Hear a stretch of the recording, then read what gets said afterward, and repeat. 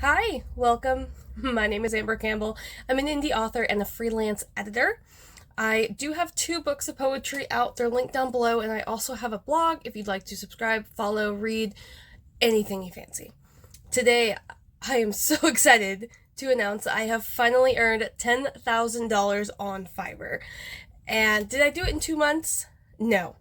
But I hope that my experience is going to help others who are taking a slower approach to their freelancing career, whether that's due to a full-time career or job, or anybody who's exhausted from this hustle and grind culture that we keep forcing upon people, and who simply want to create a sustainable and content life that, follows their own terms. Very quickly, for anybody who's new to my channel, my gig offerings are beta reading, copy editing, query letter writing, and assistance, as well as manuscript critiques or / evaluations. So my credentials come from a BA in creative writing. I spent 2 years as a copywriter / editor for various companies. I spent 2 years as a writing instructor at community colleges, and I also spent a year as a YA MG reader intern for a literary agency. And beta reading is my bread and butter. I would say about 70% of my 130 completed jobs on Fiverr come from beta reading young adult and middle grade manuscripts.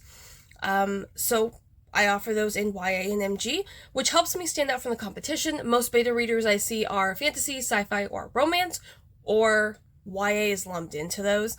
So since I am just YA, if you search up young adult beta reader, YA beta reader, I am usually one of the first ones that will come up, and so it's easier for people to find me on there. As of May 2024, my average gig price is $105, which for some is very, very low, considering that other YouTubers who are also freelancers here on YouTube are doing copywriting, web design, and video editing, which obviously you charge much more per hour. However, my clients aren't corporations or even like small businesses, so I try to scale my prices to where I'm valuing myself while also considering my clients' financial situations. Now on to the timeline. So I started on Fiverr in August of 2022, but I didn't complete the sign-up process until October. So for those 3 months of 2022, I earned $52. It was very sporadic. I wasn't yet buckling down on keywords, gig images, descriptions, anything like that. I was just putting myself on there trying to see if I could make a little bit of extra money. I really wasn't looking to make it a career at that point. In January of 2023, I executed above measures to try to get a few more jobs to come in, and I guess it started pushing my gigs in the algorithm because I saw steady, if not small, traffic. Basically, I'm a beta reading gig. I think in this time, for every, I would say 7 or 8 beta reading gigs, I get something in copy editing or query letters. So it's all in beta reading. By July, that was my first 4-figure month. So yes, it was nearly a year. There are a lot of people on here tell you oh, you can do it in 3 to 6 months. This is not the channel. It's probably not the video you want to watch if that's what you're hoping to do. But I did go part-time at my day job in August of 2023, which was super exciting because that was a goal of mine that I had established a few months prior to that. So I didn't think it would actually be able to happen as quickly as it did.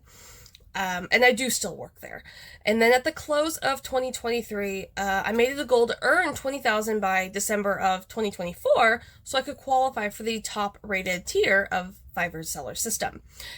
In February of this year, Fiverr announced the new metric for sellers, and I have a very in-depth video up there if you want to watch it. It'll also be in the description down below, which lowered the earnings threshold for top-rated seller from $20,000 down to $10,000, which is something that I knew I'd hit soon. So March of this year was the first month to hit 4 figures.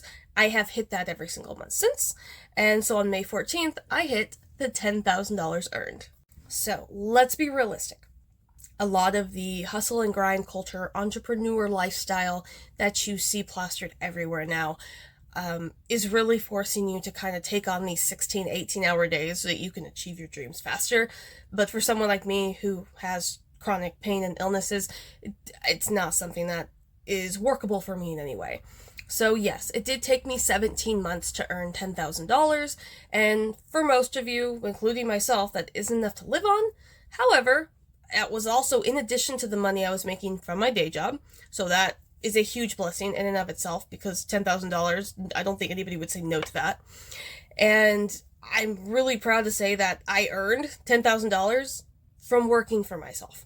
Because if you had talked to me even 3-5 years ago, I never would have considered working for myself ever. I was very much a peg in the wheel sort of thing, cog in the machine. Which one is it? Oh my gosh. You would think I'm not a native English speaker, but I am, I promise. I'm just terrible at remembering things. But yeah, I was very content to be like the lowest level, or maybe the second lowest level on the ladder, and just work for people, do my thing, and then, clock out mentally at the end of the day as well as physically. But doing this has kind of shown me that there's a lot of freedom in it, and I am somebody who can work for themselves.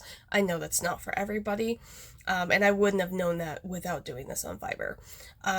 And there are a lot of YouTubers, as I mentioned on here, who can do that in 6 months or less. I believe it's Georgia Austin, who hit a very insane number, I think, in 6 months. I don't know if it was 6 figures or not, but it was a lot. But she was going hard at the SEO and marketing, things like that. But I also know that with the pay I was charging in the beginning, I wouldn't have physically been able to complete the amount of jobs it would have taken to now meet that threshold. So the slow build up is what allowed me to hit the goals I was setting for myself while still having it be sustainable, so I'm not getting burnt out on something that I really, really love, which is reading books. I'm very grateful the time that it did end up taking so that I could understand Fiverr, because as you'll see from my own videos as well as others, Fiverr can be a little difficult. There are rules, both spoken and unspoken, as well as how to communicate best with clients, and also just stand up for myself and simply say, I'm not taking this job. I am not a freelancer who has to take every job because I'm in like a tough spot financially, which I'm grateful for, but it's because I have that day job. So that's one of my things where I'm not putting all my eggs in one basket, because also Fiverr doesn't give me insurance, and I kind of need that too.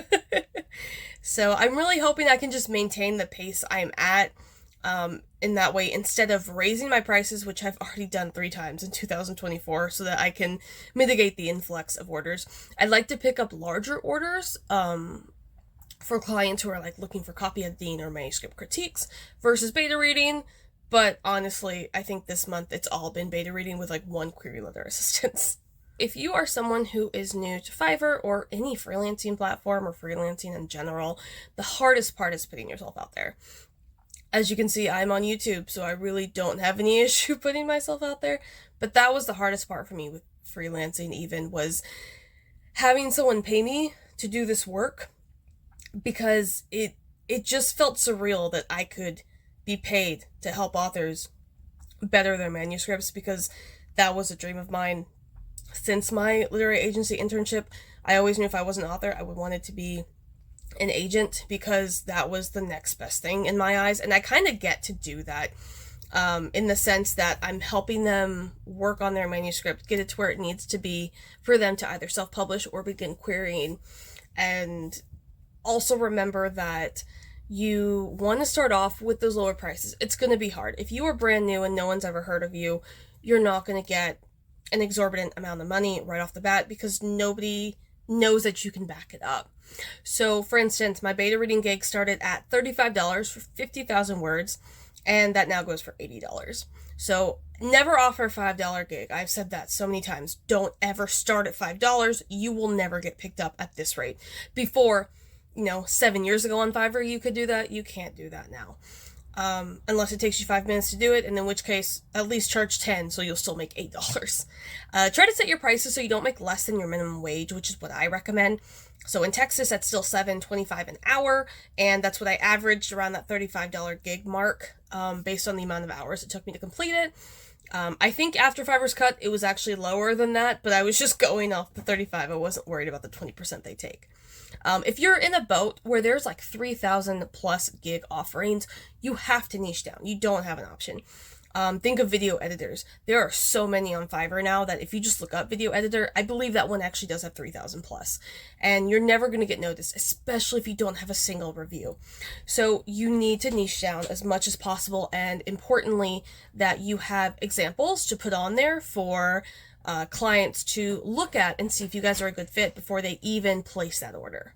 Another tip following off of Fiverr's metric changes is that, as opposed to the past where they actually created prorated to kind of help get them out of the Fiverr is only good for cheap stuff kind of boat they put themselves in, they're not backing sellers, to be brutally honest with you.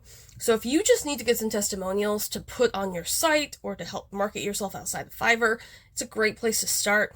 For me, I'm still seeing steady business. I don't see any reason to take myself off the platform, but I am building a website of my own so that I can kind of work both of them.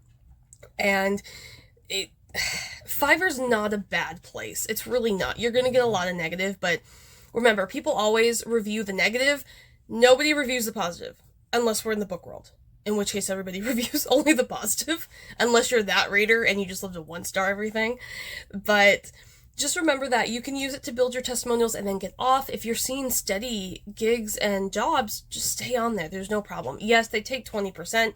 If you're really worried about it, I recommend Contra, as well as, I think Upwork is, people have mixed about that too, but Contra I've heard nothing but good things about. And I believe it's Contra and Upwork where once you hit a certain threshold for the order, they only take 10%. I still don't know if I would even qualify for that, but it just depends. Look at what your gig specialties are, like what you offer. Obviously video editing, certain copywriting, you can probably reach a certain threshold and they'll only take 10% from you. But all the advice aside, I am so happy and grateful that I've actually earned $10,000 on Fiverr, and that with the new metrics, I now can qualify for top rated. I have screenshots, I'll put them up here. There are currently 3 writing jobs, which constitute like advancement faster than normal, and the only one I qualify for is book editing, which are 2 of my gigs, but neither one of them have 20 orders on them. Beta reading, as I mentioned, is the one that has 1 million orders on them. So I could have done it, like, I could have been promoted in 2 months, so we're looking at like July or so, but it honestly could be the end of the year. It could be next May before I get promoted to top rated seller. So again, that's another thing with Fiverr, is that you meet the qualifications for TRS, but you don't actually get that. So that's another lovely point of Fiverr, is how backed up they are, which kind of tells you, like, if you have this many sellers qualifying for your metrics, you should probably be a little bit faster at it, but it's whatever. They want to evaluate everybody again. That's fine. Whatever. Don't put all your eggs in one basket. So it doesn't matter whether that's like freelancing plus a day job, or if you're freelancing on 5 sites, never put your eggs in one basket.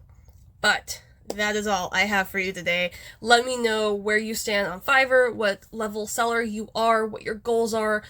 If you're trying to get off of it, I know most of the people who comment down below my videos with Fiverr are all like, I'm getting off of it. That's fine.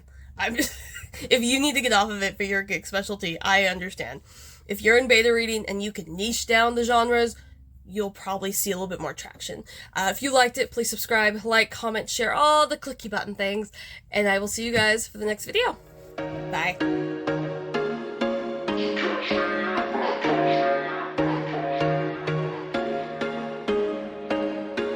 There was once a day that I would pray for you. I'd go and misbehave just so you'd notice too. Sneaking looks up and down from